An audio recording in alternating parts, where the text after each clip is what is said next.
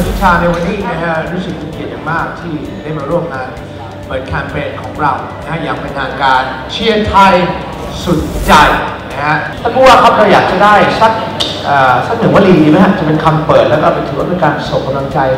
นะให้กับนักกีฬาทุกท่านครับครับสำหรับวลีของเราที่เราใช้เป็นประจำในการเตรียมนักกีฬาเข้าสู่ศึกแต่ละครั้งนะครับเราจะมีวลีของเราที่ว่าติดธงชาติเมื่อไหร่ต้องทำให้คนไทยมีความสุขแล้วผมก็จะบอกน้องๆเสมอว่าเวลาเราเข้าร่วมแข่งขันไม่ใช่เราสู้เฉพาะคู่ต่อสู้กับเรานะครับเราจะมีคนเป็นล้านๆคนอยู่ข้างหลังเราคอยให้กำลังใจเราเพราะฉะนั้นจะทำให้คนไทยมีความสุขเราจะต้องแสดงศักยภาพออกมาจะแพ้จะชนะไม่สำคัญคนไทยเชียร์และให้กำลังใจเราด้วยความที่เราเป็นสื่อและเราก็เป็นสื่อกลางในการจัดแคมเปญนี้ขึ้นมานะคะแล้วมีการเตรียม